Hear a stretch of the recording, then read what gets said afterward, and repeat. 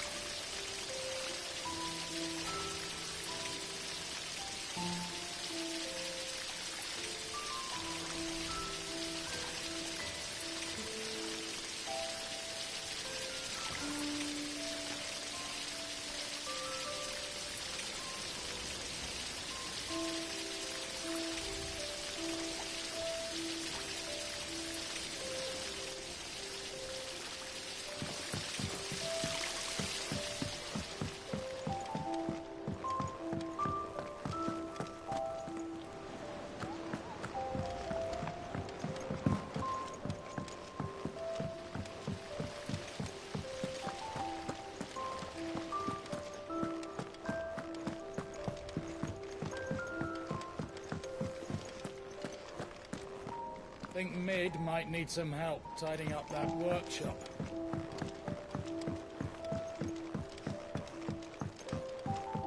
If I don't come up with something soon. All right, Clive? What do you want? I'm going to visit Sid, and I thought you might like to come with me. Sorry, I'm too busy for all that right now. I've got to get this thermal displacement stack sorted. Thermal... Displacement stack. Here. And this is for... Only the fastest, finest ship the world has ever seen. The Enterprise. Me and my dad designed it together. Where other vessels rely on the fickle winds to drive them through the water, ours is fitted with mithril engines. And those things have got more push than a behemoth in a bad mood, and more heat than all the hells put together. Which is where the stack comes in. I may have already talked some tight-lipped shipwrights into putting the hull together for me in a little dockyard in Canva. But the stack's a bit more involved, so I'm building it here. Thing is, it's so involved that I'm running behind and it's starting to hold things up over at the shipyard. I'll come and see my dad, though, when I'm done. Whenever that is. Is there anything I can do to help? Good old Clive. I were hoping you'd say that. First things first, I need some parts meching. The stack will be made up of 3 major components. There's the plating, here, that channels hot vapors away from the engine. The helm over the top, that disperses all that heat into the air. And the shielding around the sides. That stops the rest of the ship from going up in flames. A full suit of armor, then. Probably best to take it one piece at a time. Then you'll need to start with the plating. Everything else fits onto it. I've got the designs and the list of materials here. Show these to Blackthorn. He'll know what to do. I can't make head nor tail of them. Luckily, you don't need to. The engine plating's basically just a very efficient conductor. You know what? Just show the plans to Blackthorn. He'll know what to do.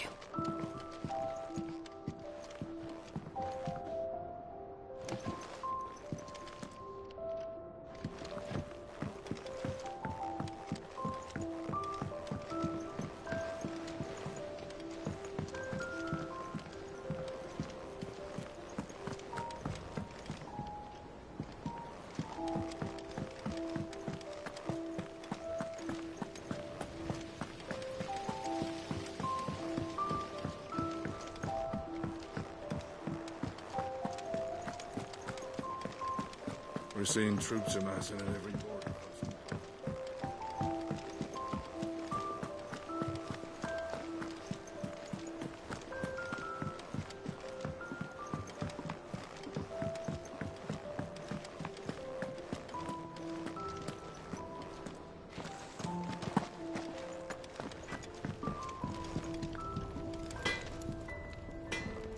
Blackthorn, can I ask a favor?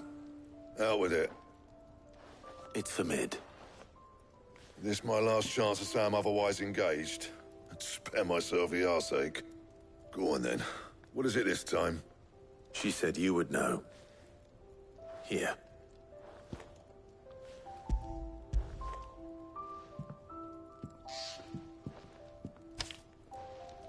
Krieger's Teats. Well, I don't know what the hell you'd want this for, but I can make it. Won't be easy, though. And I'll need help. Get Gavin in here, will you? All right.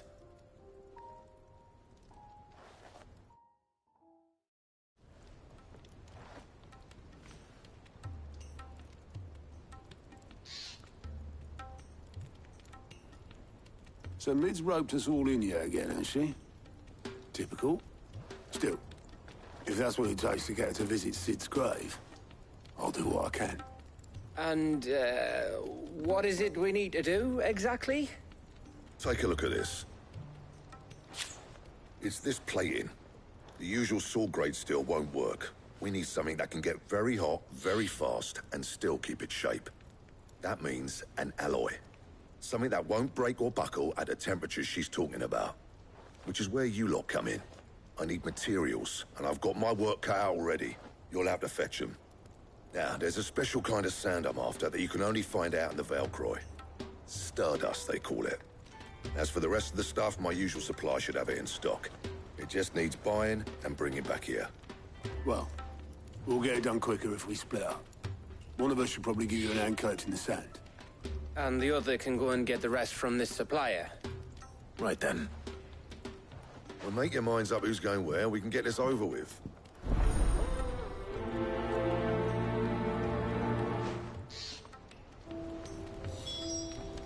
Up to you who you take to the desert. I mean, Gav's good in a fight, but you don't have my winning personality. Ah, don't listen to him. You'll be in the lowest of low company with either of us.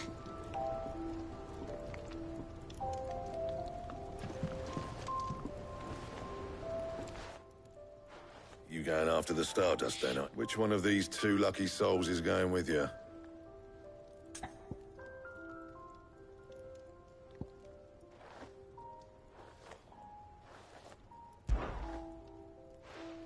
Gav, you're with me.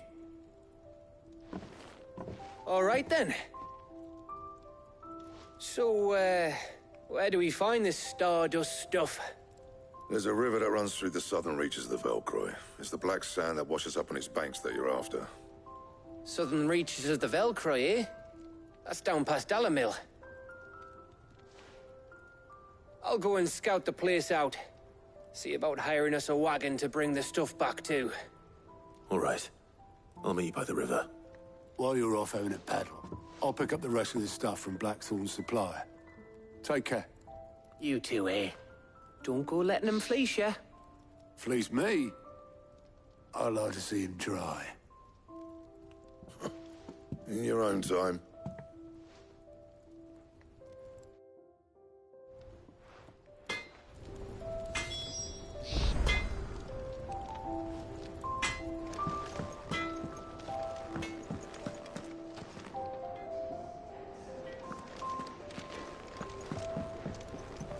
I'll get us a good price.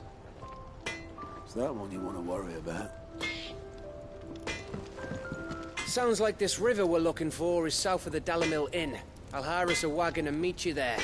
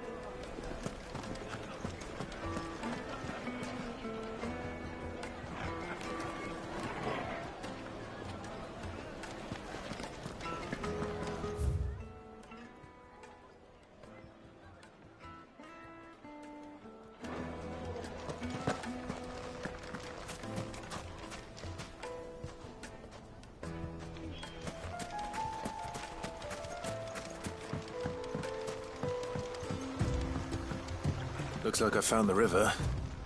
Now where's Gav?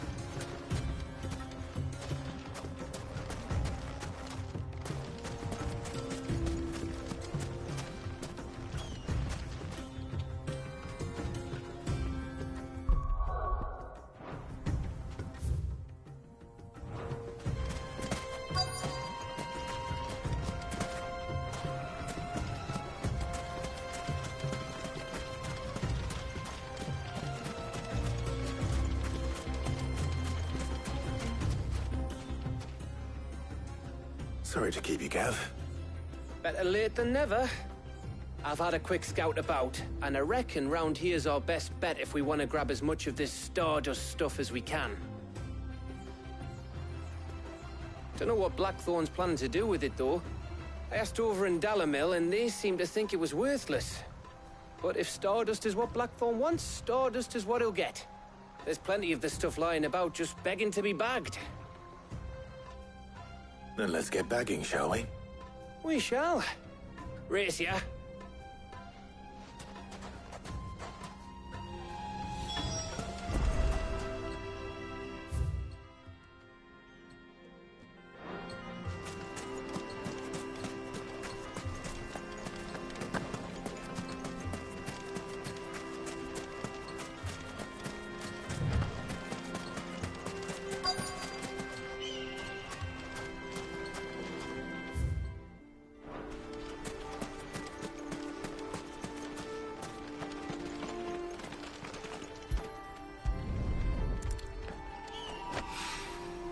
So this is Stardust. It just looks like black sand to me.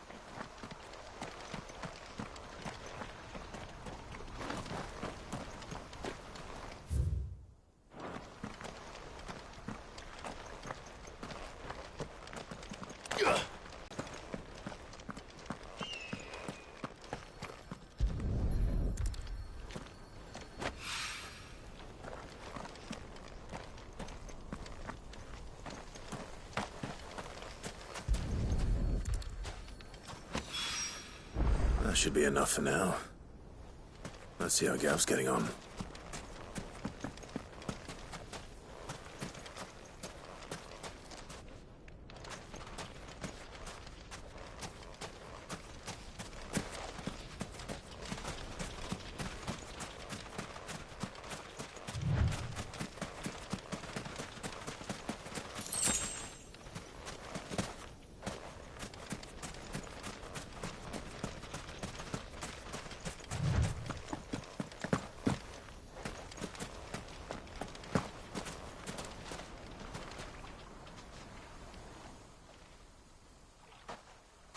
You finished? How much did you get? Enough. I hope.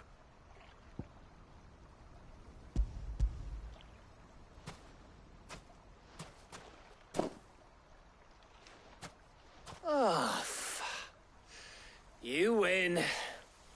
That might even be enough for old Blackthorn. Hey, before we go, do you mind if we have a chat?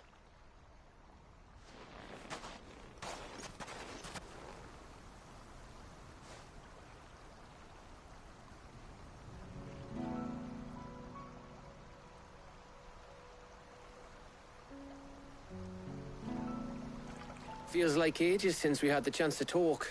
You know, man to man like. It does, doesn't it? Back when you first took Sid's name, we were talking all the time. Working out what to do in that. There was a lot to work out. And there still is. Those shoulders of yours starting to feel the strain. Hardly ever see you around the hideaway nowadays. Always on some errand or other. You can take a day off, you know. Well, says the man who spends most of his time behind enemy lines. Only 'cause you keep sending me there. I know I can count on you, Gav. Likewise.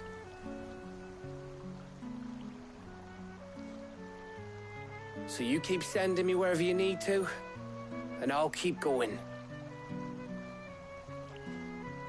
Safe in the knowledge that I have a home to come back to. Thanks to you.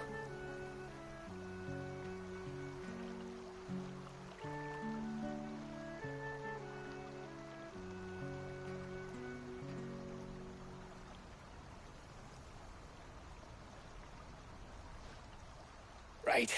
That's enough soppy shite for one day.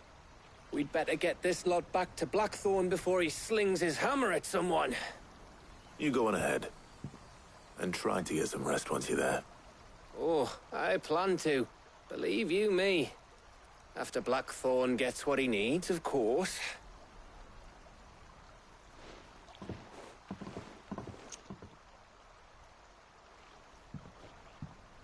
Right. Ready to go home, boy?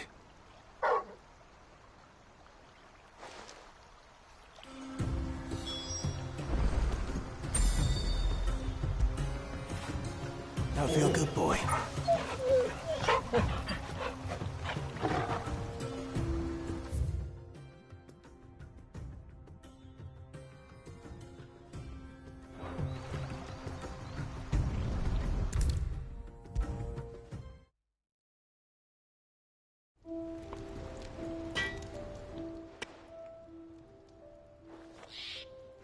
Blackthorn. Got everything you need? Yeah. Yeah, I do. Cheers for the stardust. Should be enough to be getting on with. We should go out on maneuvers together more often. You'll be sneaking around on your Todd all the time. I'll make a start on putting this thermal plating together then. It will take some time, mind. So if you've got other things to be getting on with, I could do without you breathing down my neck. Thank you, Blackthorn. I'll let Mid know construction's underway.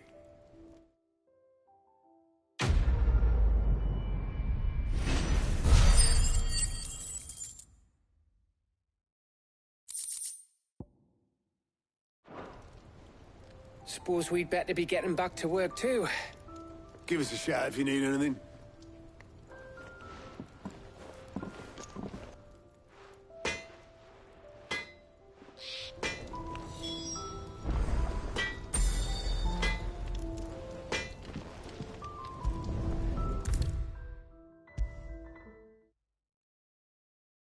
If I don't come up with something soon. You'll be pleased to hear that Blackthorn's started work on the plating. Excellent. 1 down, 2 to go. So, what's next? The helm, of course. For this, we'll be repurposing fallen scrap. Salvage from the ruins? I thought that material was all but impossible to work. Ah, but we don't have to. I'm sorry. Just so happens there's one particular ruin that's broken into exactly the right shape and size pieces for what we need. What's the name back there? I'll give you all the details. What's her name? Right. Talk to her back there. You know, thingy. She'll tell you exactly which bits of which ruin we need. You just... Oh, Sid, is this about the helm? Yes. Mid said I should speak with you. I'll show you the plans then. Here you see the mithril engine, in which mithril is burned to generate heat. That heat is then harnessed to produce motive force. Excess heat is dealt with by means of the thermal displacement stack, which disperses it into the surrounding air. Now, were we to rely on thermal plating alone to achieve this effect, the rate of excess heat buildup would far exceed the displacement coefficient of the plating. In other words, the reactor would overheat and eventually explode. This is where the helm comes in. It connects to the plating, you see, and serves as a sort of thermal sink to absorb all that excess energy. Our experiments have shown that fallen ceramics are remarkably thermophilic. They can withstand and absorb levels of heat far above anything we are able to make today. And not only that, they're also waterproof and immune to rust, making them the perfect material for our protective hood. Why, if sea or rainwater were to enter the reactor proper, it would vaporize instantly. The forces produced would tear the ship from stern to... You can stop there. I understand. Mid said we might be able to use parts of a fallen ruin. Where would I find it? Ah, yes. It's in Lorbert's Pass, near Lostwing. The thing is, well, I probably should have arranged to have the pieces we need brought here sooner. You see, a certain unwanted visitor has taken up residence there. It's no longer a matter of just walking in and taking them. It's, going to be considerably more dangerous than that. I see. Then I suppose I'd better deal with this unwanted visitor for you. Would that help? Oh, very much. Thank you, Sid. I'll gather my team and head there right away. We'll meet you outside the ruins.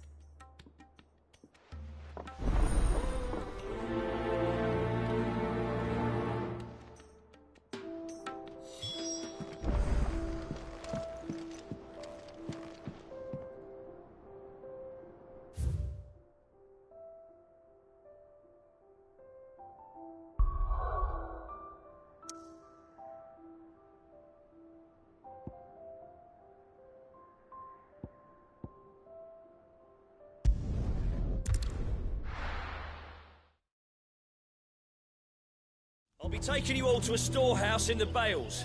Leave anything you don't need.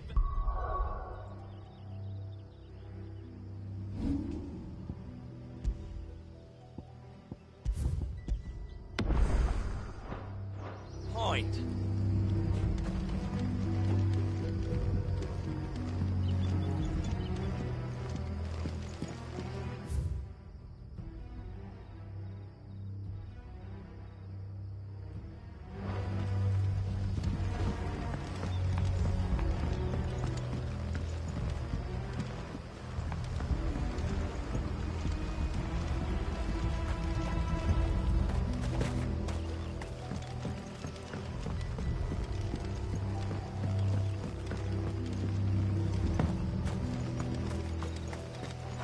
If you're ready, we leave at once.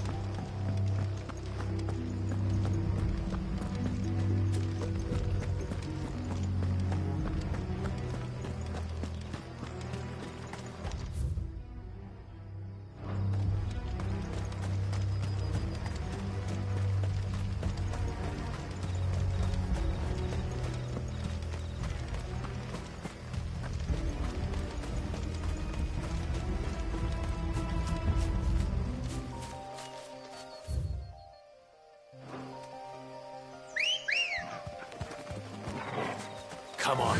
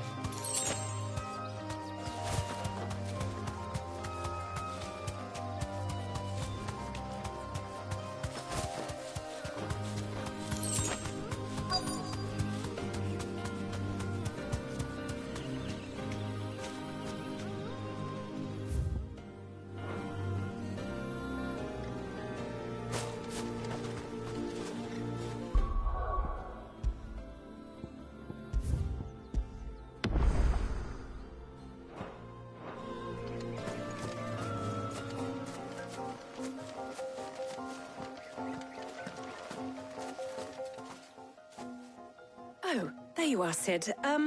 Thanks so much for coming.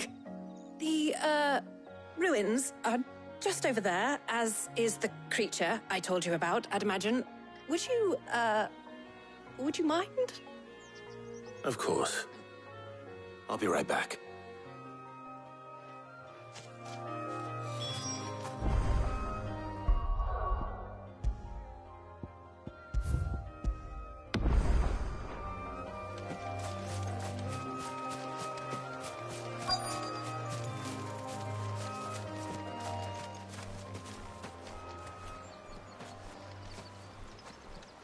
Anybody home?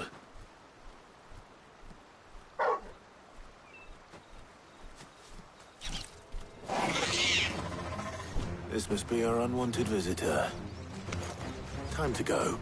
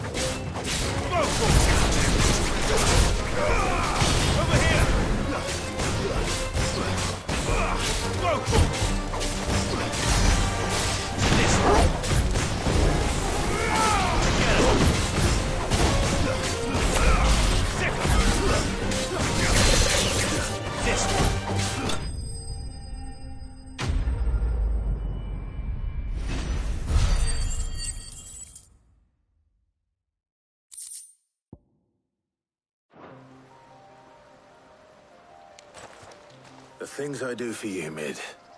Sid! Oh, thank goodness you're safe. You shouldn't have any trouble now. Indeed. Well, don't let us keep you. We'll, see that everything is transported safely back to the hideaway. All right. I'll let Mid know you're on your way.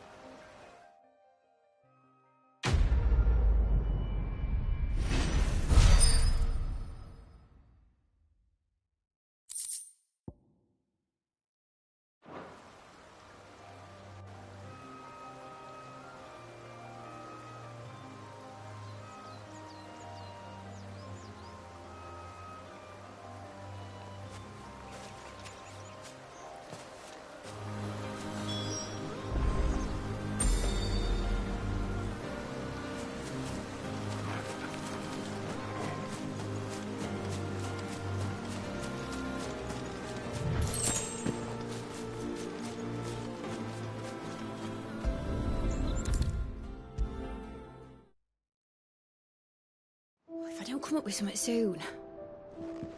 Mid. Helena has recovered the material for the helm. She'll be along shortly. Excellent. Another job well done.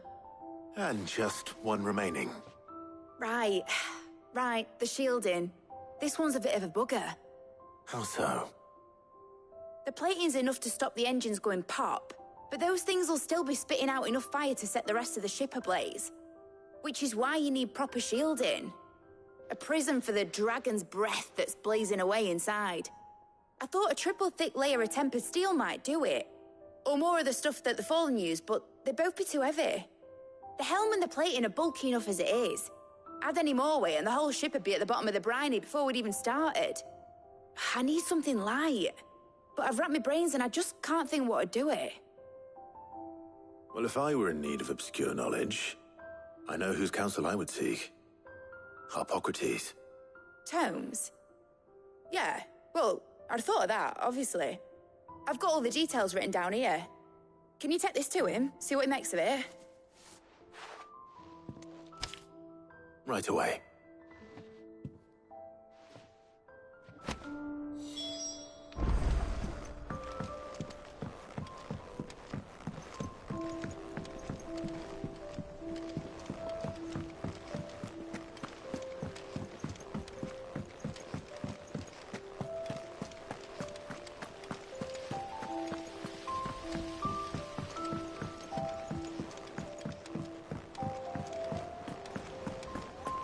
Ain't so bad stretching your legs once in a while.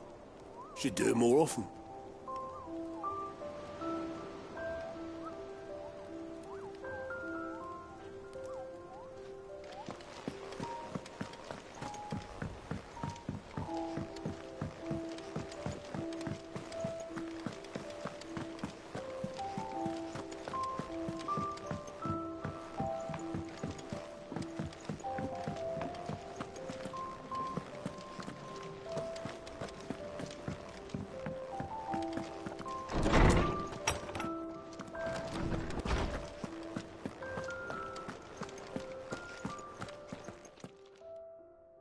Harpocrates, do you have a moment? For you, Clive? Always. Well, actually, it's for Mid this time. Could you take a look at this?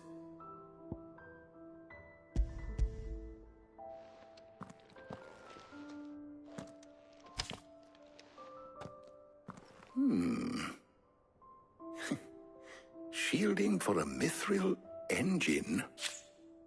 Whatever will that girl think of next? And what are these notes around the edges? She has some specific requirements for the materials. The shielding needs to be able to resist extreme heat on the inside, and yet remain cool enough on the outside not to set the ship alight, while also being light enough not to sink it. As you can imagine, she's struggling to find anything that meets her needs. I see. I wondered if you might know of a solution, or if you might be able to search the records for one. Perhaps it is not a different material she requires, but a different approach. What do you mean? Consider the lake we have made our home. Its blighted waters eat away far more quickly than fresh water or even brine, at timber and steel alike. And yet, we have made a home here from those very materials nonetheless. We have. But Bardolph must varnish every board twice over to keep it from rotting. And Obelus complains that without a constant supply of pitch. I see. Early Gregorian histories speak of a preparation known as moon dew. It is said to be able to resist even the most ferocious flames. Before the dragoons tamed the worms and wyverns of the realm, nobles would daub their castle walls with it in order to guard against dragon fire. So if we could recreate it... It might be applied to some material or other in order to provide the protection it requires. As to how best to apply it and to what material, perhaps Bardolph and Obelus might be of assistance. I shall speak to them and see what wisdom they might have to offer. If you would be so kind as to procure the necessary ingredients, I shall discuss the specifics of how it might be most effectively put to use with our two friends. The knowledge of the past may yet prove useful to we of the modern era. Thank you, Hippocrates. And since you're asking others to help you, perhaps I should too.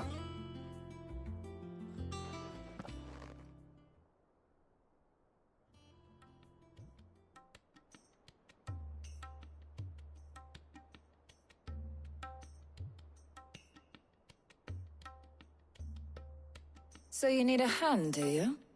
We do. I'll be heading to market for the ingredients we need. I could do with some help. And some company, too. The other can assist me in researching how best to prepare the shielding itself. Can we count on your aid? Always. Well, if Jill's game. Thank you. I am sure either of these fine young minds would prove indispensable in my research. I leave the decision as to who will go with whom in your capable hands, Clive.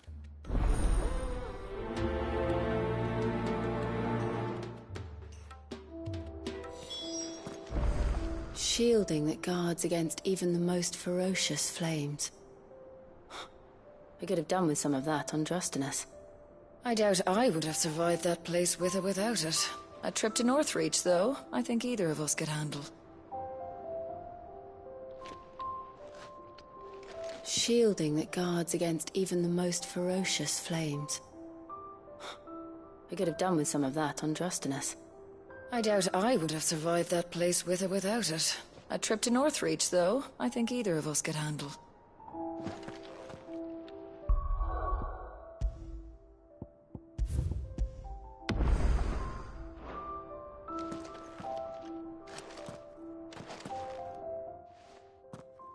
So, Clive, who will accompany? All right. So, what are we fetching? I have taken the liberty of preparing a list. Here. Garlic? Conch shells? Are you sure this is the right list? Looks like the ingredients for someone's supper. Though these items may seem mundane, they have potent effects that are rarely exploited, effects for which they were once highly prized. So much so, in fact, that they were harvested almost to extinction, hence moon dews having fallen from favor. Now, of course, they can be obtained with ease. You should be able to find everything you need at the market in Northreach. Well, isn't that convenient? I was hoping to be able to make a trip over that way sometime soon. Need to speak to an old acquaintance. I'll meet you there. All right. Stay safe. I'll see you later, Clive. Good luck with your research.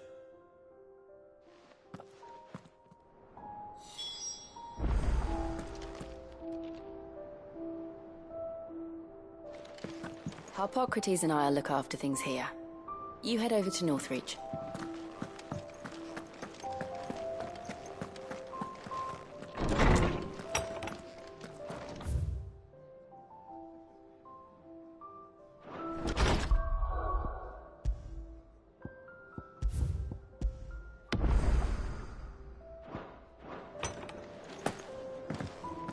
Oh, I'm never drinking again.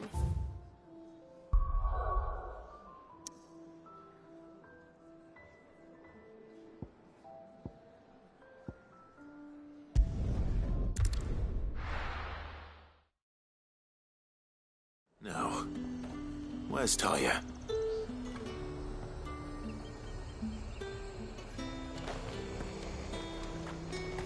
Keep them pilchards nice and chilled. Need to stock up on these. Spoiling another. There you are, Taya. Ah, and there you are. We shouldn't have any problems finding what we need in a place like this. But if time is of the essence, perhaps we should split up. Take a few items each. All right. What shall I look for? Let's see now. Why don't you take the garlic and the pepio nuts? Meet me by the gate when you've got them.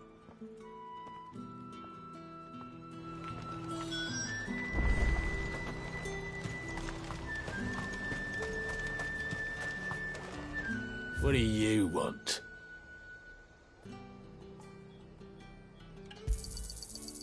If that's what you want. Thanks for nothing. And what can I do for you?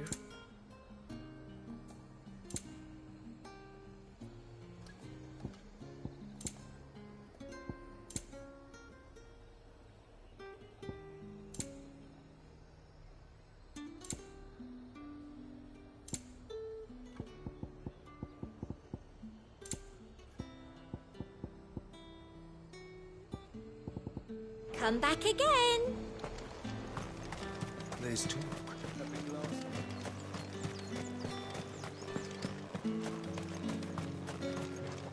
You haven't much, but you're free to look.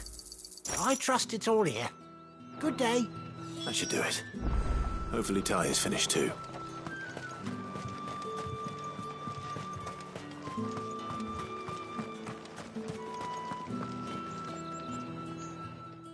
Well, did you find everything?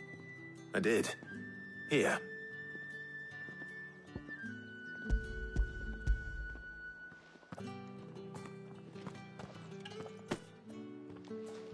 Garlic and pepio nuts. Job done. We should get this back to Tomes then. He'll be waiting.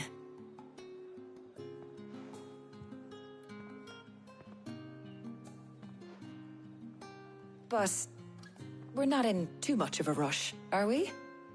Quick chat.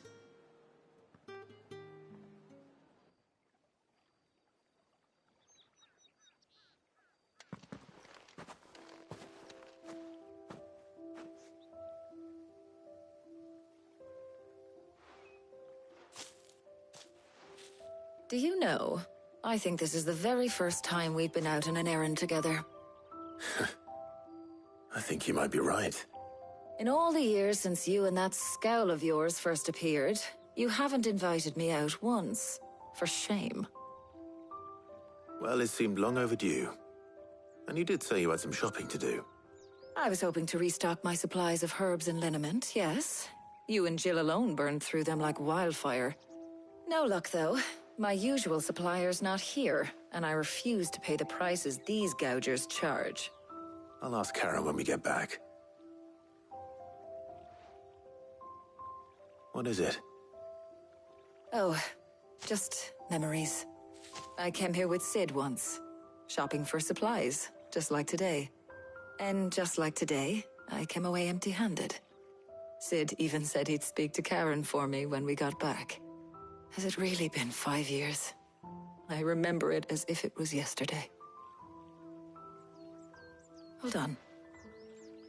Does that mean it's been 5 years since we met? Feels a lot longer. It does. In a good way, of course. Thank you, Taya. For what? For everything. I just want you to know that all you've done for us, all you still do, it's appreciated. Do you think I'd stick around if I thought it wasn't?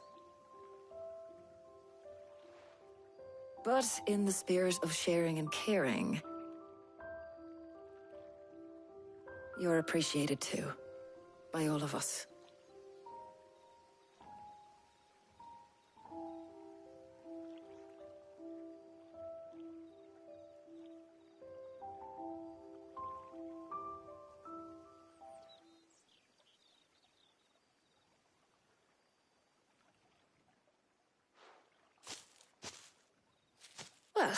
I think we've tarried long enough. I ought to get these ingredients back to Tomes so he can make up this concoction of his. I'll meet you back at the hideaway, all right? All right. And thanks again. I heard you the first time.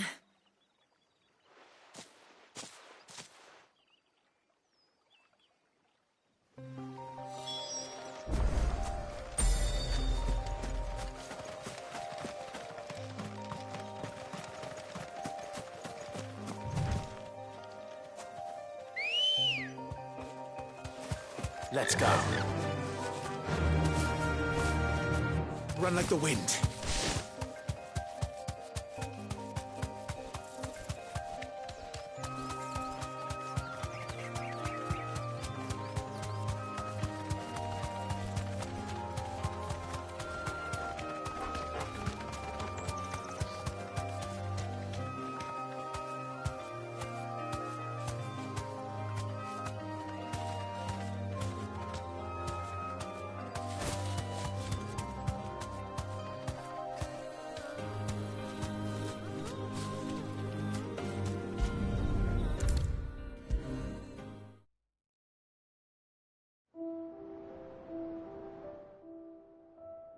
How's work on the shielding progressing, Hippocrates?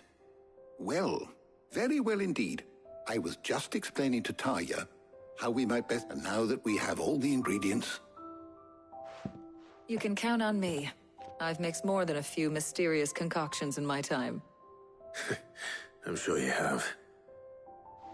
What about the shielding itself? Work is underway, under the watchful eyes of Bardolph and Obolus. Apparently, it'll be ready soon. Thank you. All of you. Right then. Jill, would you join me in the infirmary? Many hands make light work and all that. Of course.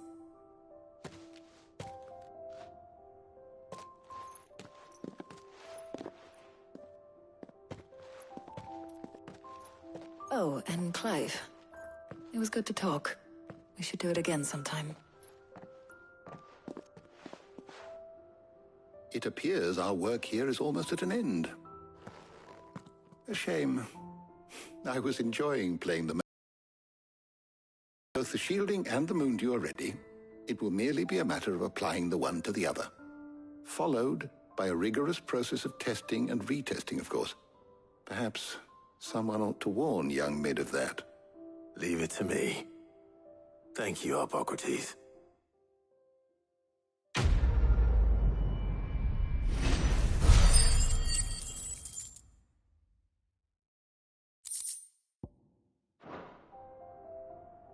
Well, I'd better go and give Mid the good news then. How good it is to see you, Clive. I don't believe you've read this particular chapter before. If you have a question for me, I should be happy to answer it.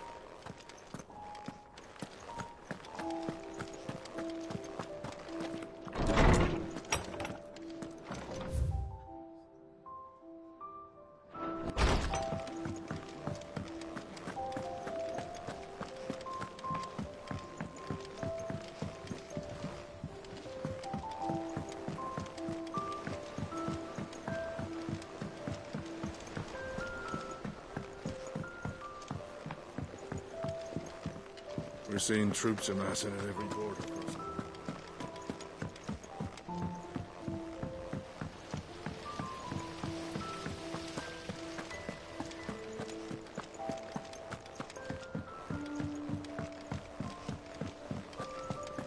I think Mid might need some help.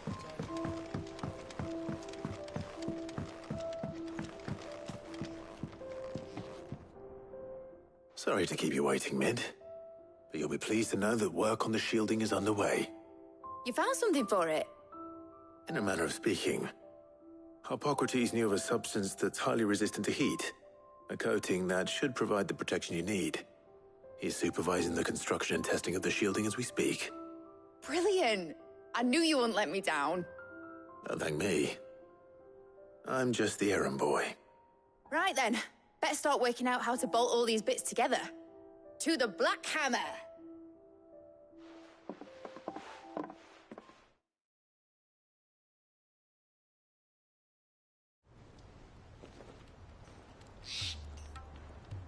You know, when I got into the smithing game, I thought I'd be making swords and shields, not thermal bleeding didgeridoo-dahs. Displacement stacks. Same difference. Whatever you call it, I ain't putting it together in here. It's cramped enough as it is. Let's take this outside. Mid, you get all the parts lined up on the deck. I'll take care of the rest. On my way. Oh, and bring me the biggest salmon you can find. This is gonna require some precision walloping.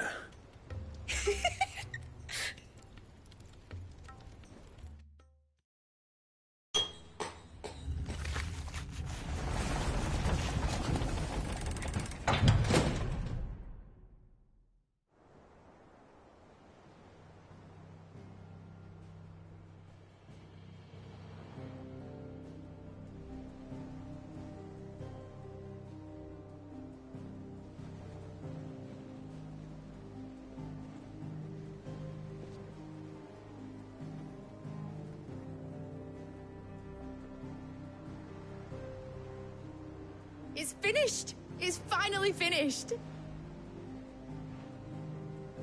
Thank fuck for that. I'll be feeling my hammer arm for weeks.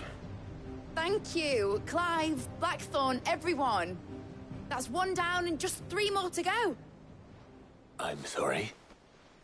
Oh, didn't I tell you? The Enterprise has 4 mithril engines, and we'll be needing a displacement stack for each. You don't mean... Don't worry. Now they've got a finished one to work off, my gang in Canva can build the rest. Good luck to them, I say.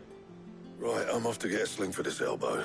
Any other work comes in, keep it to yourselves, eh?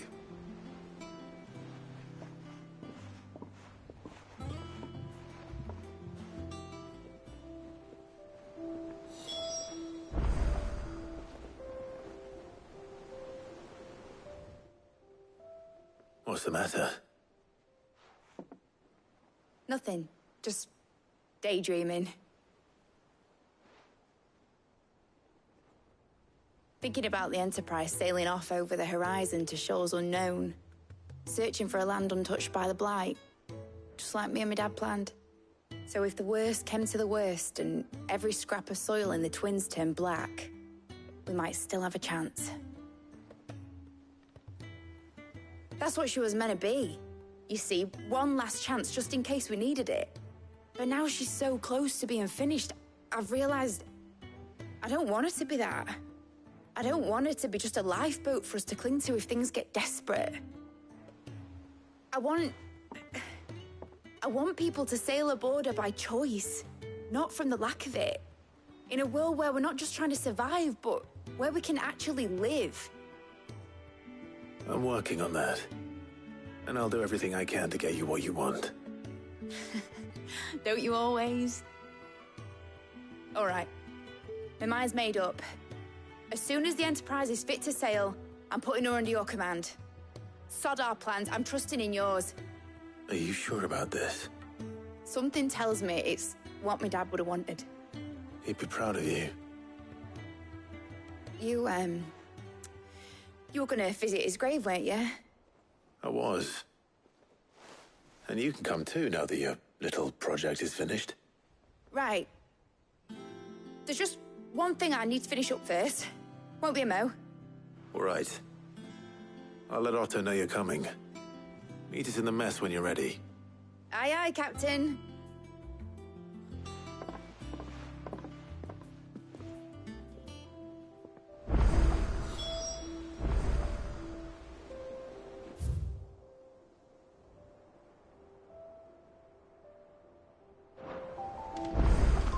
Is that the thing Tomes helped to build?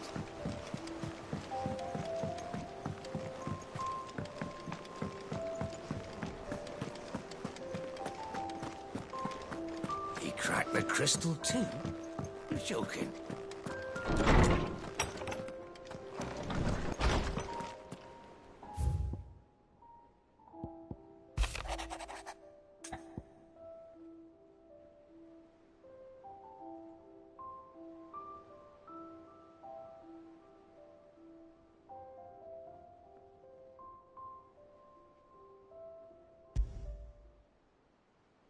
Trouble with the ledgers. Shouldn't he be asking Otto for help?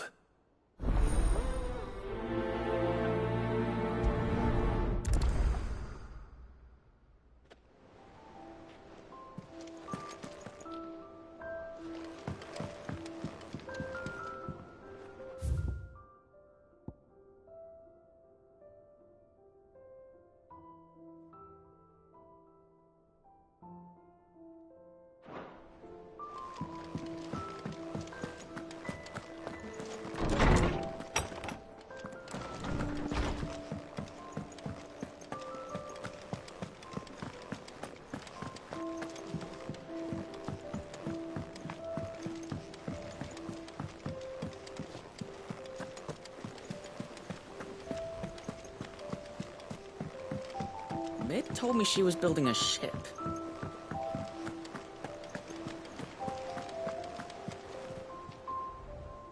Clive, did you get my letter? That's why I'm here. Shh. Otto won't be listening. Is this better? A little. Listen, I've some bad news. It turns out the hideaway may be slightly behind in its payment to certain lenders, and it may be my fault.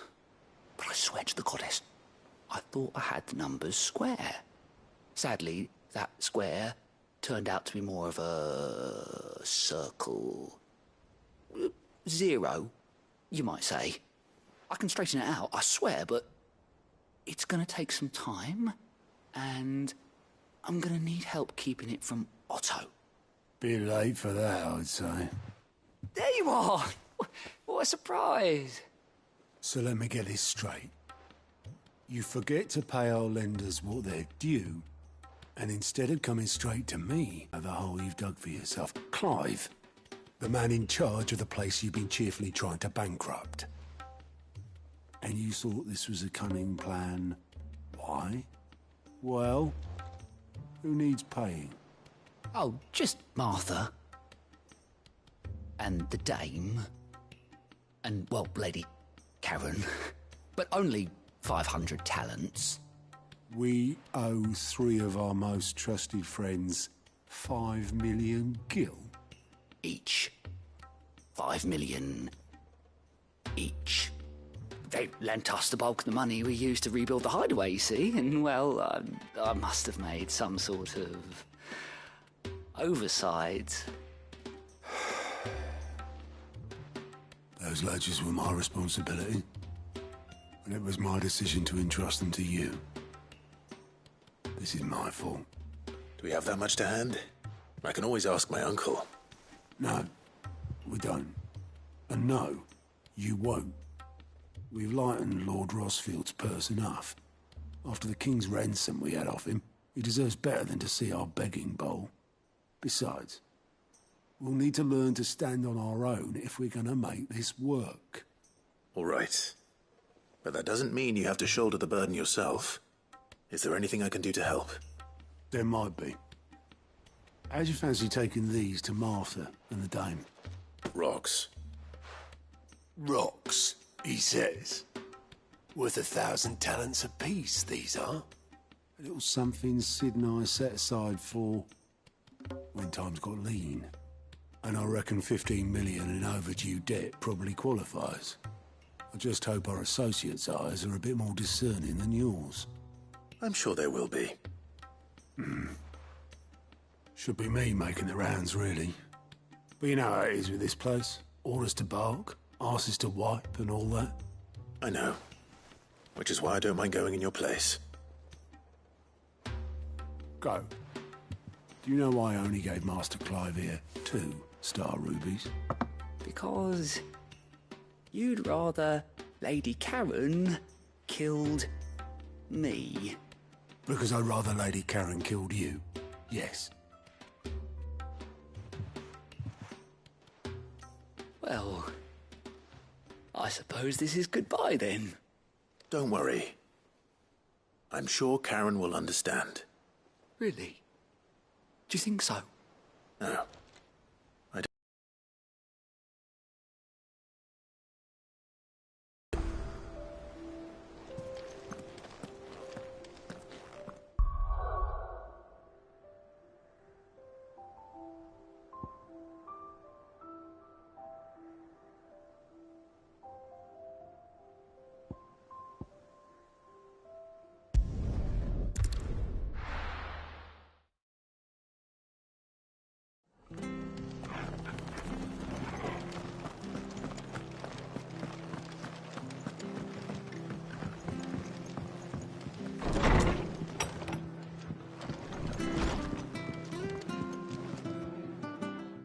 Clive, we weren't expecting you. I wasn't expecting to be here, but it seems we still owe you a considerable amount of coin for your help with our rebuilding efforts. And though I doubt it's what you were expecting, we were hoping you'd take this as payment.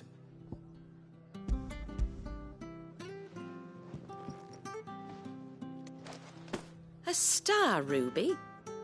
I can't accept this. It's worth at least twice what you owe me. More if you can find yourself the right buyer. Think of the difference as interest. Interest? If word got out I charged that much, no one would ever borrow from me again. Anyway, why are you the one here asking me about this? I'd have expected Otto. Bit much sending the Lord Marquis out to settle your debts, isn't it? The old goat working himself to death again. Something like that. Most days I think he's the only reason the hideaway's still standing. Same as always, eh? Back when the place was nothing but a twinkle in the eye of a recently retired Lord Commander, word is he was the first one Sid reached out to. Probably knew that without his strong arm and level head, the idea would never get off the ground. Sid may have been the face of the hideaway, but Otto's always been the backbone. And when Sid passed away, we were all worried that would be the end of it. That Otto would just give up. His death was hard on everyone. But it must have hit Otto hardest of all.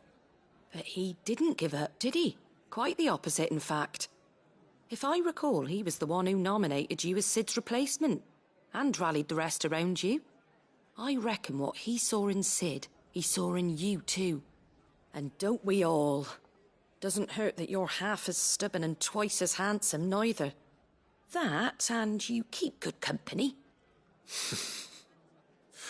I suppose I do.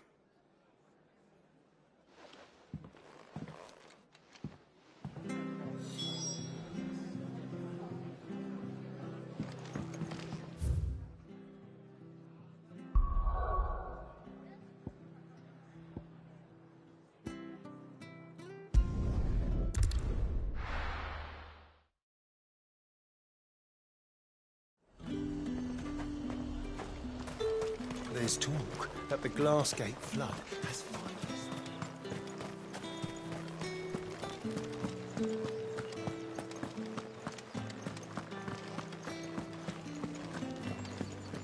Did you hear? The gates to Heaven Hall in the area were breached by someone. Or something. The steward was in town earlier looking for men to come and repair it. But no one was keen to help.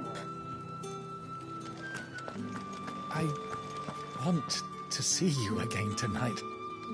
But the captain's late with our pay. It's all right. I'll be waiting.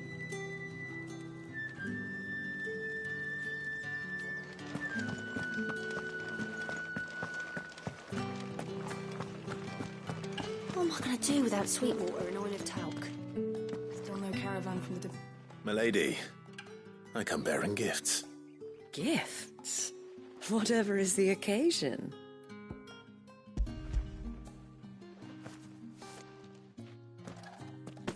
Oh my. Clive, you really have outdone yourself. Otto asked me to give it to you. To settle the hideaway's debt with the Veil. And to compensate you for the time it took us to do so. You disappoint me, Clive. I thought you might finally be warming to me. Tell Otto he can keep his baubles. I tried to tell him as much the first time around. The man owes me nothing, nor does the hideaway. My contribution to the restoration effort was made freely and willingly. It was the least I could do. You once told me Sid did you a kindness. I'd like to do the same. Please, accept it. For my sake. And for Otto's. For all of us. For all you've done. It is rather fetching, isn't it?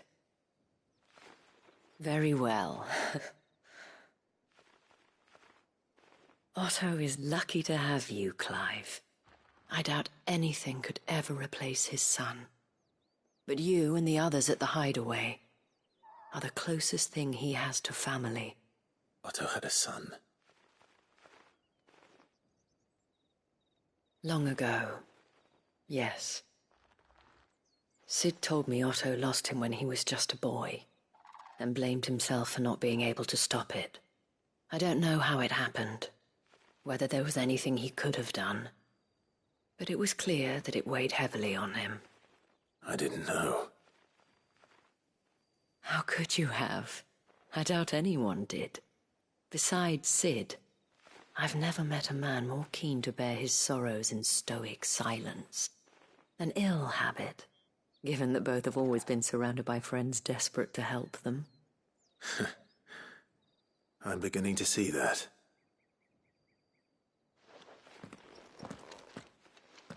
Go will want to know the stones were delivered, if he's still with us.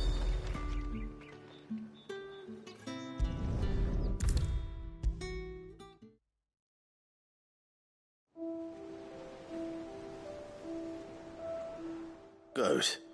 Still alive, I see. So Lady Karen accepted the ruby. Ah, about that.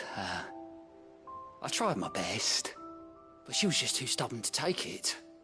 She threw it right back in my face, in fact, and told me I could stick my stupid stone where the sun don't shine. Karen refused payment. I hope it wasn't something I said. I'm sure you were as tactful as ever. Let me see what I can do. Oh, wonderful. I hope you have better luck than I did.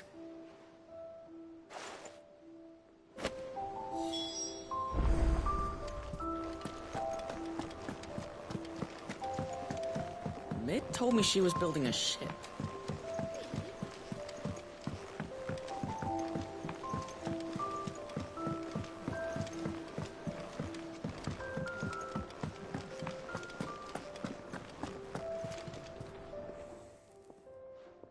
Lady Karen, Goat tells me you weren't happy with our offer.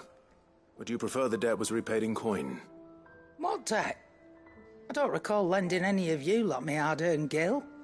I may have tossed a talent or two in the Hideaway's coffers, but those were donations, and you can hardly call it charity if you go asking for it back. Of course not. But one good turn deserves another. And our circumstances have changed. Surely you wouldn't shun the gratitude of a pauper who happened to have become a prince. Oh, so you're a prince now, are you? Fine. But I'm selling it and taking what I'm owed, then you're getting the rest whether you like it or not.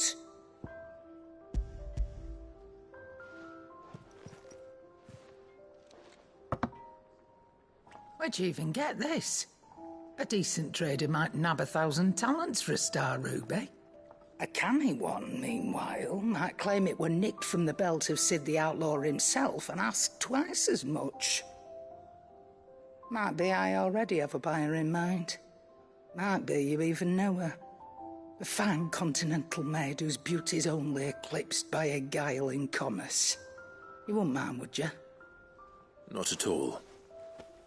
Just be sure to tell her that it's always a pleasure doing business.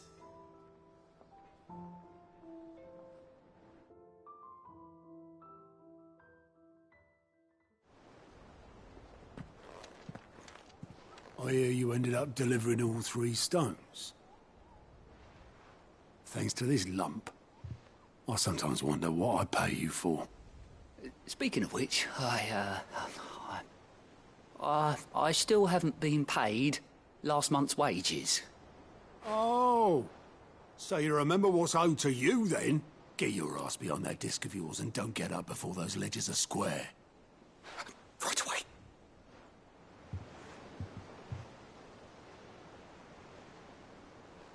I've seen that before. You have, yeah. Plenty of times. It was the only goblet Sid ever used. Either out of habit, or because the filthy sod couldn't be bothered to find a clean one. I knew so little about him. Like most people. Martha and the Dame both seem to have fond memories of him. Huh. I bet they do. How long did you know Sid before he... Before he died. 20 summers, give or take.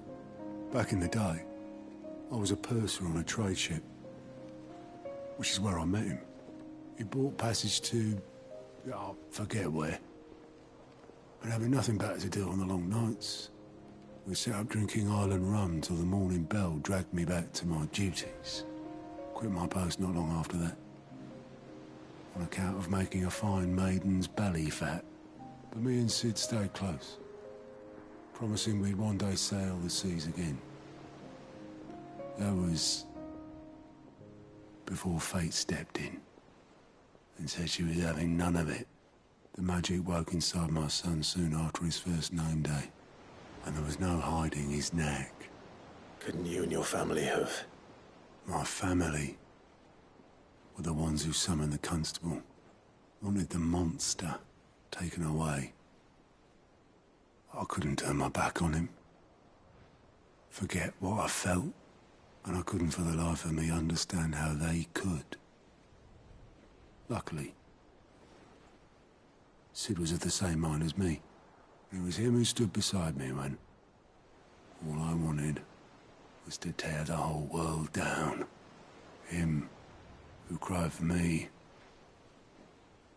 when I had no tears left of my own. Him who swore he'd do everything he could to stop it from happening again. And he was true to his word, too. Left the Royal Army once and for all. His ranks, his ribbons, gone. Just like that.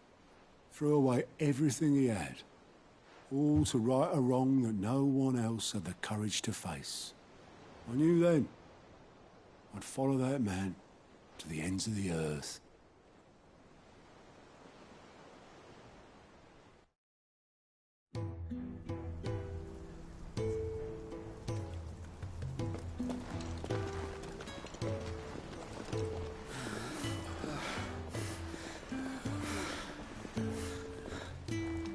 He was always too clever for his own good, was Sid. Saw the world for what it really was, while the rest of us were content to go along with the lie we were shown. And it can't have been easy, bearing that burden alone.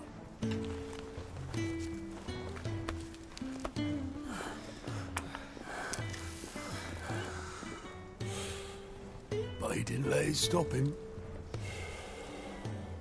He never lost faith in what he believed was right. And that gave us faith in him. Faith he'd steer us true. So I swore to myself that I'd always be right behind him, ready to catch the stubborn sod, if ever he should fall.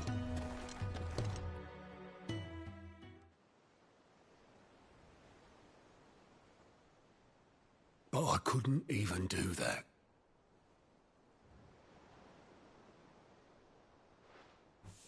Ignore me. Just the ramblings of a tired old man. Leave that lot. I'll tidy it up in a bit.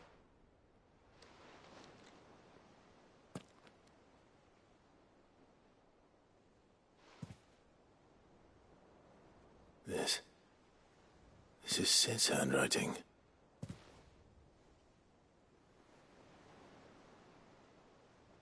Dear Otto. I may be drunk, but I wanted you to know this place would be fucked without you. Love you, you grumpy old sod.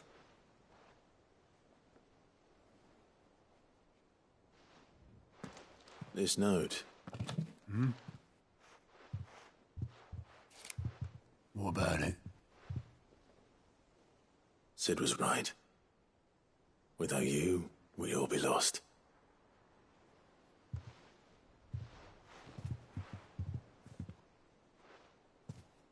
He should have bloody well said so then. Just once. Before he went. But then, why would he? Him, or anyone? I'd only have told him to piss off.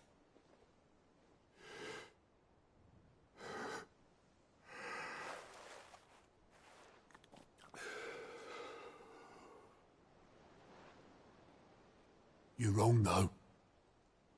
Both of you. It was never just me keeping the hideaway afloat. It was all of us. I just shoved people in the right direction. I barely seem to be able to do that anymore.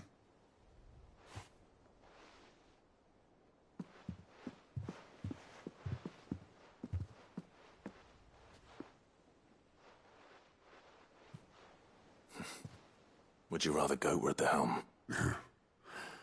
Well, maybe I've got a few more years left in me. I'm going to hold you to that, Otto. Before you go, Sid would have wanted you to have this. But that's... This'll do me just fine.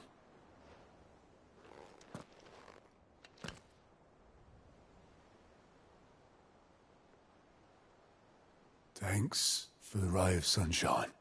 I'll see if I can't pay you back. Already have.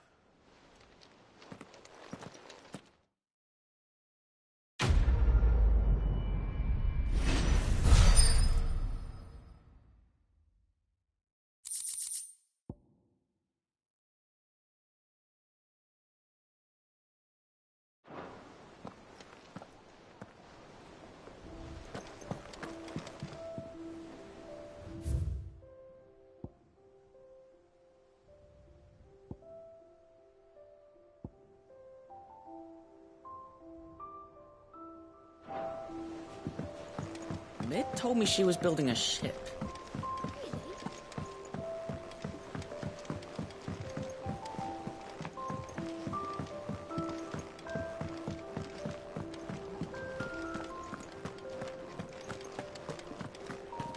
He cracked the crystal too? You're joking.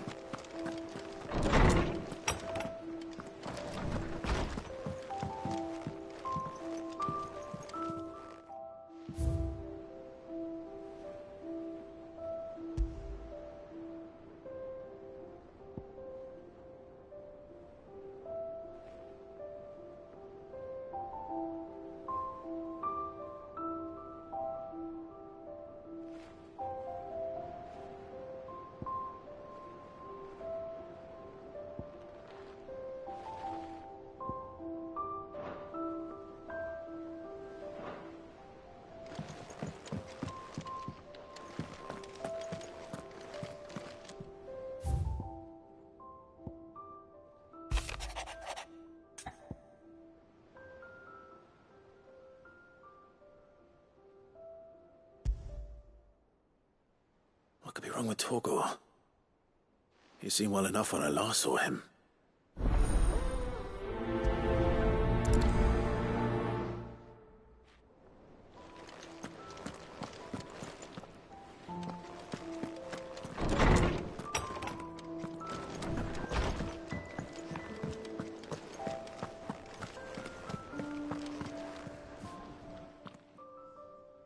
I got your note.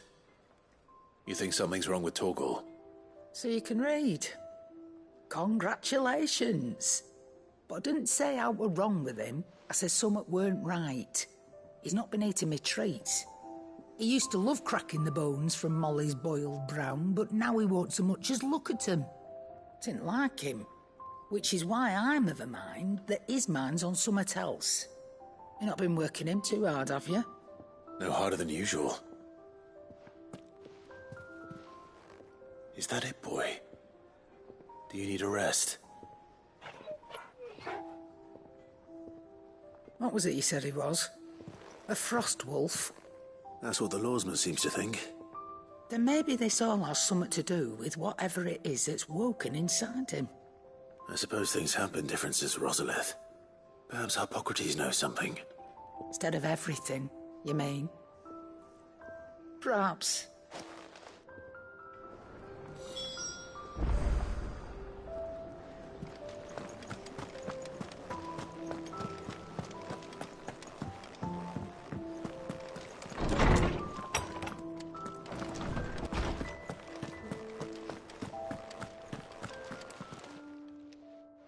Oarsman.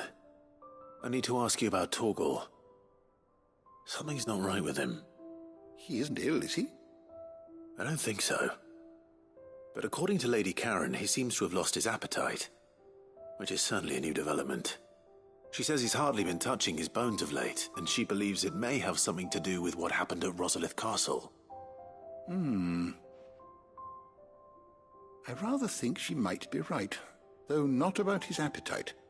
All canids are instinctively inclined to crack open bones for the rich marrow that resides within, and I see no reason why a frostwolf should be any different. Accordingly, I suspect it is not a lack of appetite that afflicts Torgal, but a surfeit of it. If we assume that his newfound magics require additional nourishment to sustain, it may well be that the bones Lady Karen is accustomed to providing are no longer sufficient. Frostwolves, after all, habitually prey upon far larger animals, whose bones may yield altogether different nutrients. As to where one might find a suitable substitute, some antelopes that graze the meadows of eastern Rosaria have been known to grow to a size more than double that of their lesser cousins. I don't recall ever seeing any that large. And little wonder. The oldest and largest such creatures rarely leave the safety of the highlands for fear of predators. The last elder antelope sighting I recall hearing about took place near Cressida, and that was long before the village was abandoned. Even so, it seems like a good place to start. Good hunting, Clive.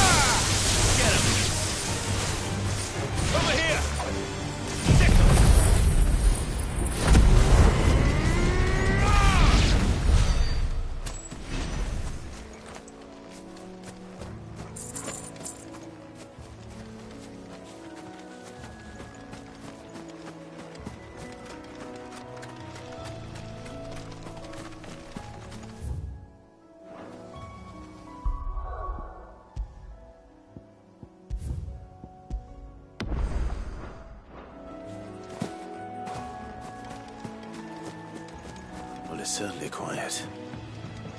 If I were a giant antelope, it would seem like just the place.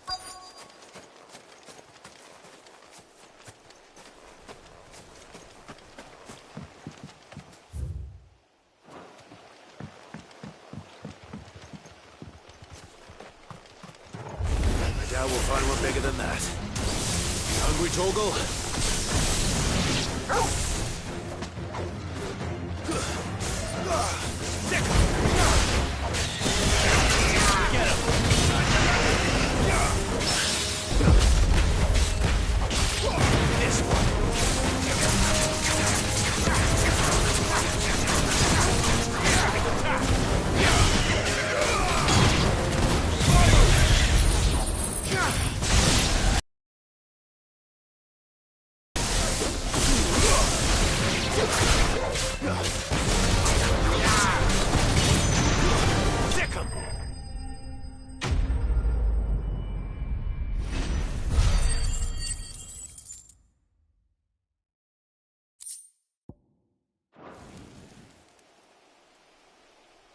Now,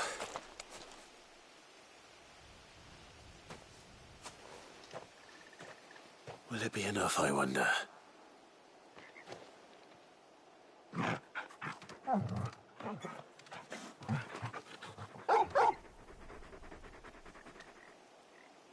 I say that answers my question, which means we owe the lawsmen our thanks. You're just a big puppy, aren't you? A very big puppy.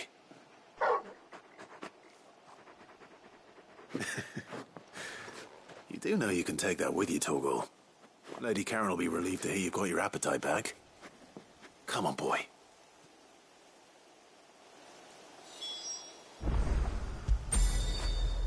Fetch!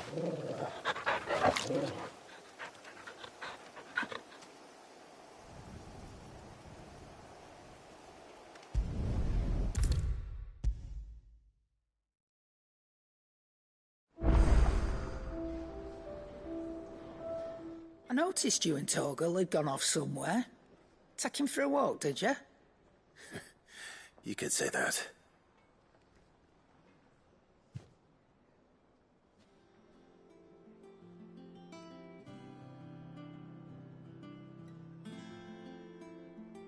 So, Molly's leftovers weren't good enough, eh? That'll teach me for treating you like you're still a pup. All right, no need to shout.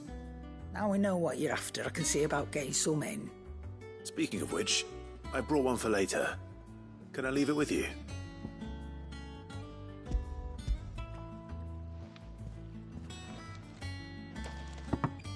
You can, aye. I'm nice like that. In return, you can thank Tomes for me. The bloody know-it-all. I was just on my way to see him.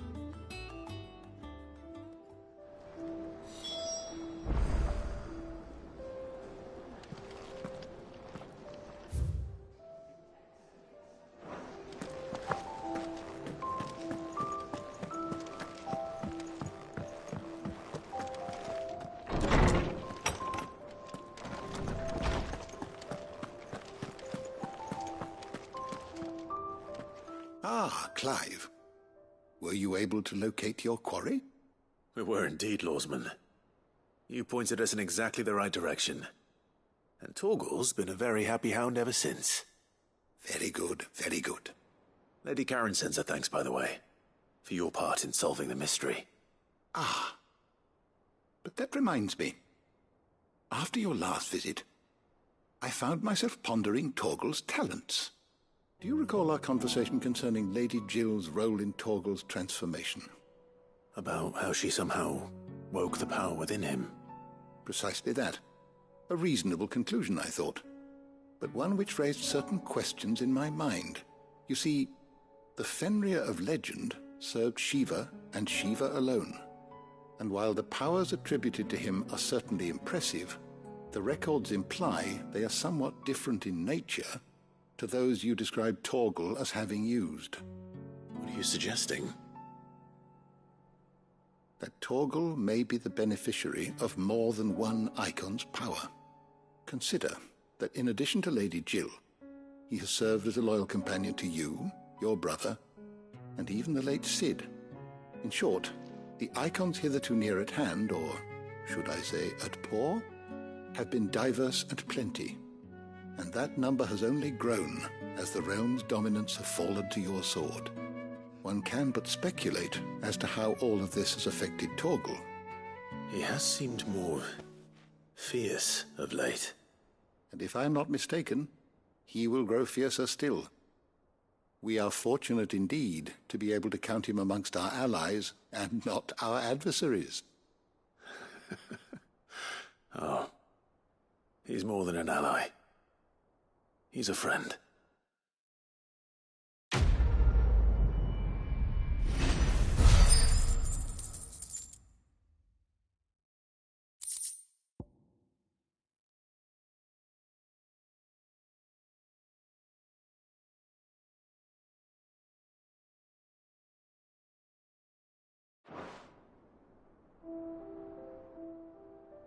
How good it is to see you, Clive.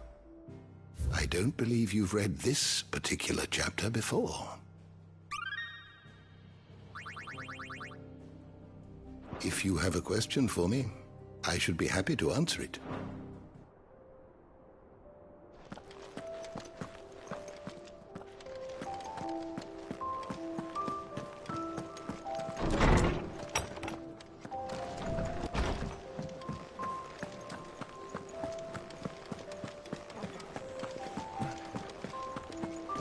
Crack the crystal too? You're joking.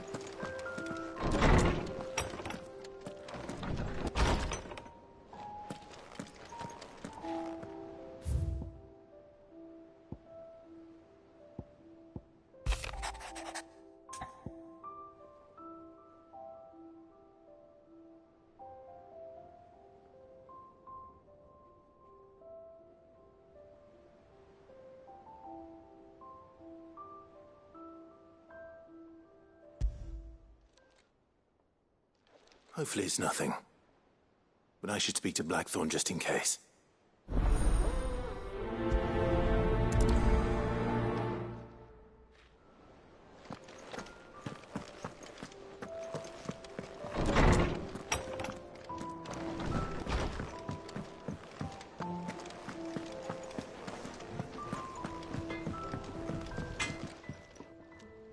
Blackthorn. Not really, no. This won't take long. I just wanted to ask how you're getting on. That you might still be doubting your craft, even after learning the trick of that cuirass. Is there something else weighing on your mind? Perhaps sharing your thoughts might help. That bastard's like a dog with a bone. Still, you've got a keen eye, I'll give him that. He's just, well, Karen showed me something. And that was? A sword. An odd-looking thing with a single-edged blade. The metal itself wasn't anything to write home about, but fuck me. You could slice a man clean in two with a weapon like that, and he'd be halfway home before he even realised he'd been cut. So that's what's troubling you? Nah. Not troubling me exactly. More distracting. Can't stop thinking, how do you get an edge that sharp? It's driving me mad.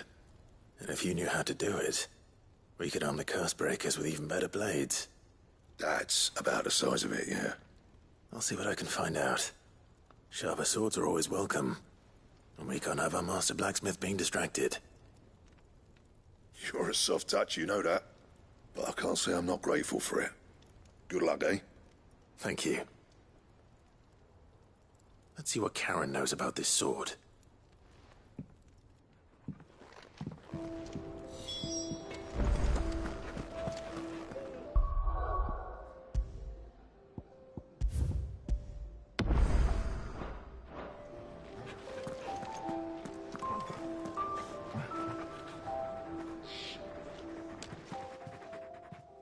You're looking well, Karen. What do you want?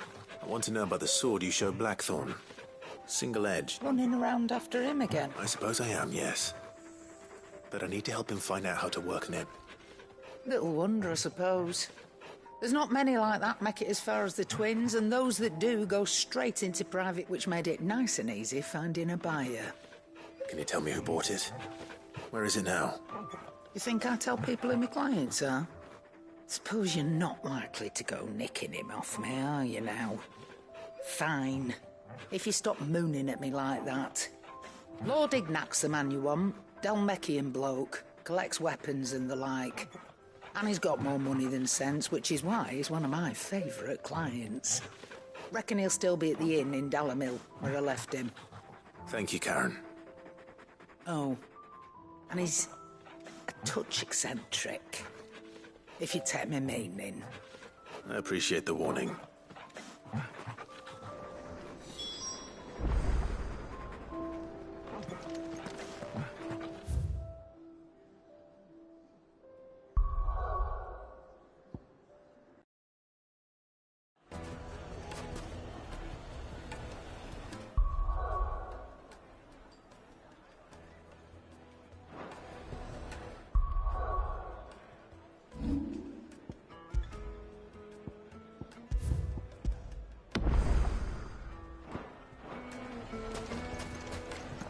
People take notice of wealthy men.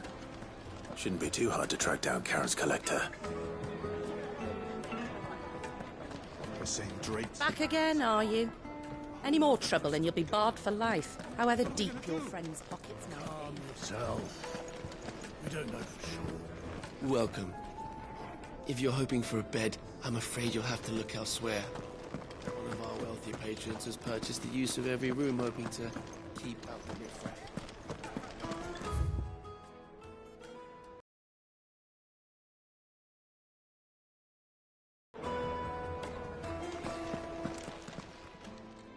My reputation will be ruined! Ruined! Calm yourself, Lord Ignac, I beg of you, before you do yourself a mischief. Pardon the intrusion, but... Out! Get out! I paid for these rooms so I wouldn't be disturbed. Leave me be! Please, allow me to apologize. His lordship is going through a difficult time, and he's never been fond of guests arriving unannounced. Radim! Get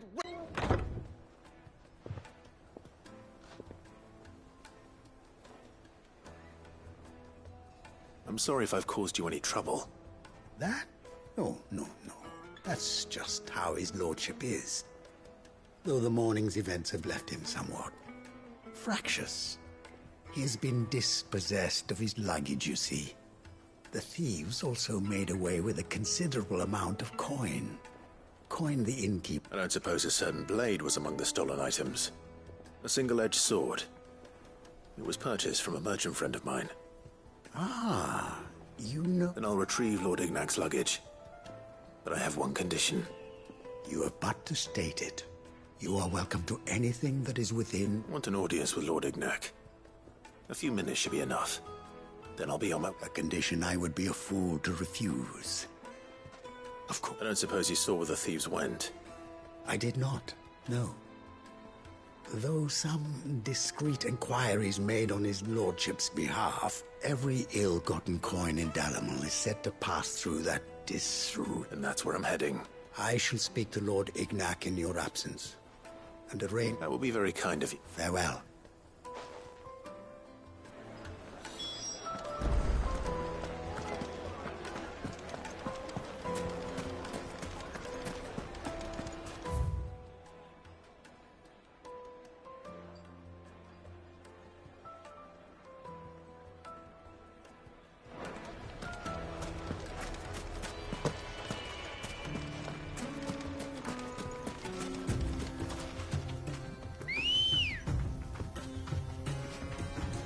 Ready, go? Faster!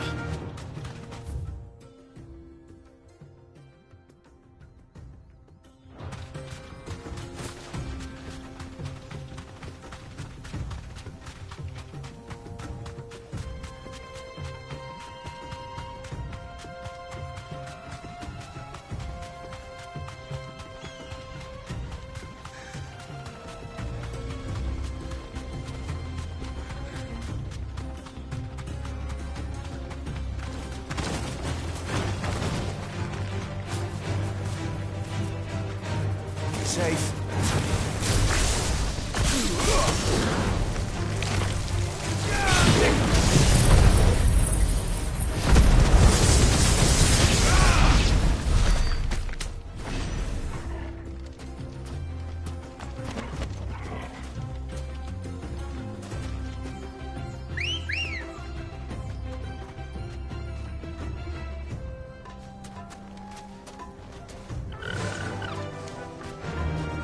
Fly, Ambrosia.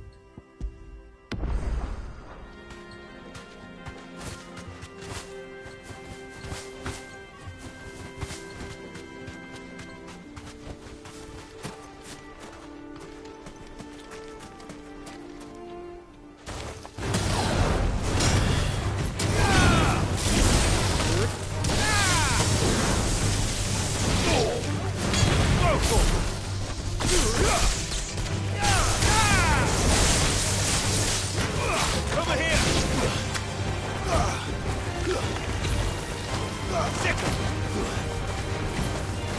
Get him!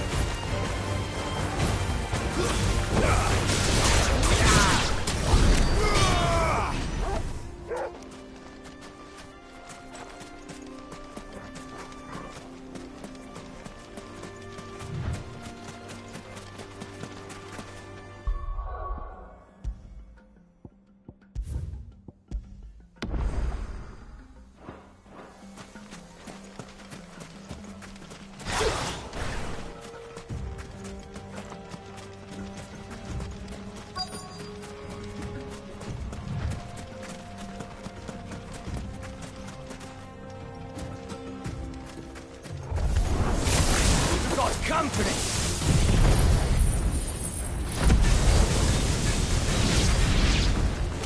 Come on, lads, let's tear the bastard's head off!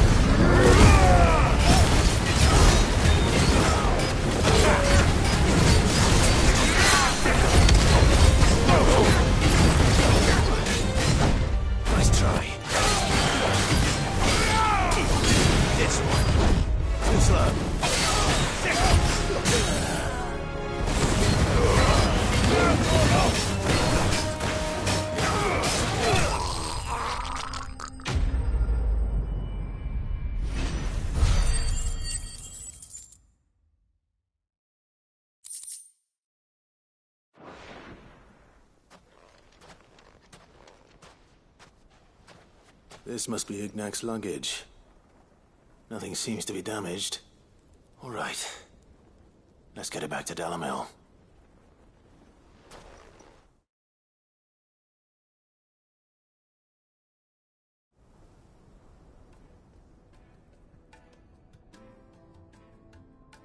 I hear I have you to thank for the return of my effects. What shall I call you, my good man? Wyvern. Glad to make your acquaintance. A formidable name indeed. Well, Wyvern, I appear to be in your debt. Redeem here tells me you wished for an audience. Is that all? A few moments of your time should suffice, yes.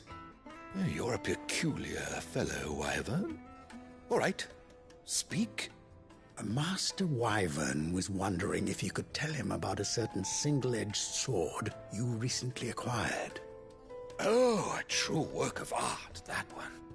Karen drove me hard on the price, but I would have sold her Radim here to get my hands on that sword. It was made in the Outer Isles, far beyond the Twins, and is used exclusively by the practitioners of a unique school of swordsmanship. They believe No combat should ever exceed a single strike, and hone their blades to such perfection that none ever does. Each sword is made for that one perfect stroke, and for that stroke only. They crack upon a second blow. There's a brutal sort of beauty to it, really. But how do they hone such an edge? Fine question. Why, they use a whetstone, of course. Whetstones, rather. A whole array of them, ranging from the coarse to the fine. 10,000 licks with the sharpening stone, then 10,000 more. But it is the final stone which lends the blade its legendary sharpness. A mineral quite foreign to this great realm of ours. And that is the key. The secret ingredient. Wyvern, it occurs to me that my little lecture is hardly equal to services rendered. Take this, together with my regards. The very stone of which I spoke, far rarer among collectors than even the blade itself, and a far more fitting payment. Thank you. Pardon the intrusion, my lordship. However, it is long past time we prepared ourselves to depart.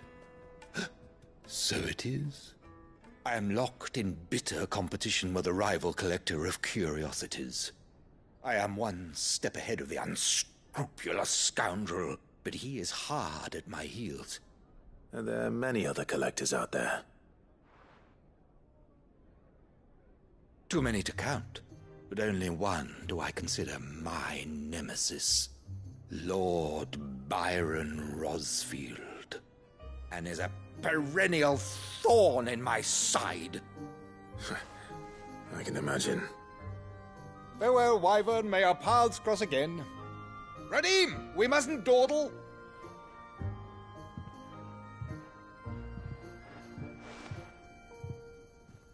I think his lordship is rather taken with you, Master Wyvern. Thank you again for your assistance. Coming, my lordship. I'll be right there.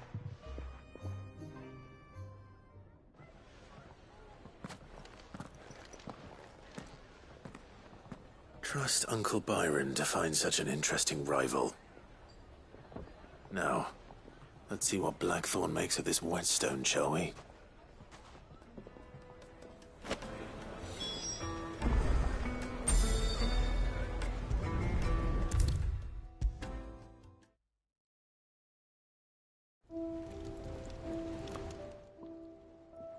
Sorry for the wait, but hopefully you'll agree it was worth it. You learned something about that sword, then? I did better than that.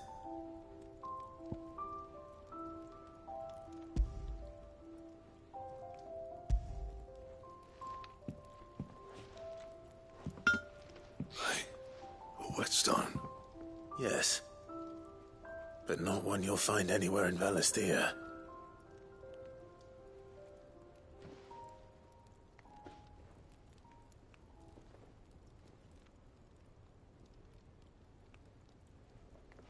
No wonder I couldn't get the same finish on the grinding wheel. One hit and all done, eh? Might not be so bad if all you ever fought were duels. Good luck on the battlefield. Your second opponent would be your last, no matter how good you were. Even so, is there some way it could be used to give the curse breakers an edge? I think so, yeah. With this whetstone and the right kind of steel, I could probably even make a twin of the blade that rattled me. But there'd be no replacing this little rock once I worn it down to a sliver. I reckon we get a dozen swords from it, if that. Swords that the curse breakers wouldn't know how to wield properly, and that would see them through a single fire piece. Nah, no point trying to copy that thing. Be about as much use as a wax anvil.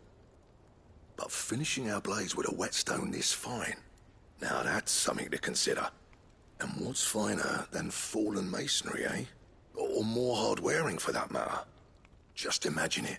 Good Valisthean steel with an edge as sharp as any found in the Outer Isles. I won't make a copy, nah. I'll make something much better. I'm sure the curse breakers will be delighted. Just don't push yourself too hard. Don't you worry about me, sunshine. I've been working day and night since I was half your age, and I'll still be here when you're long gone. Hey, thanks, Clive. I mean it. I owe you one. August too.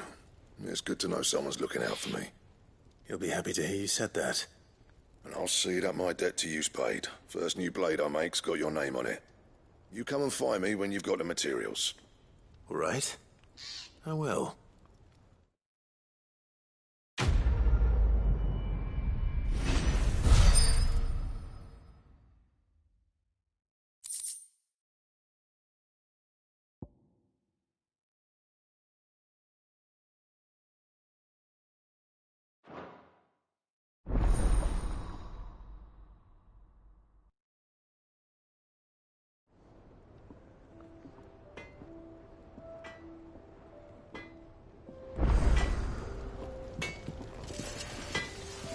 Back, are ya?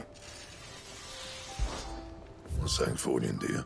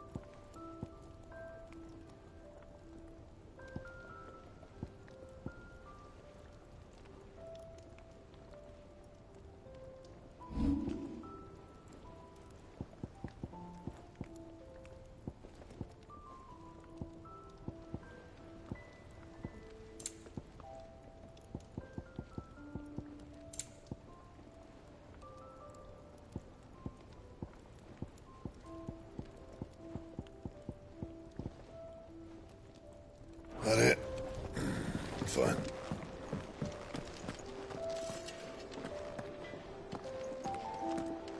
I heard what you told Nan about Kupka. Hopefully all our old friends can rest easy now.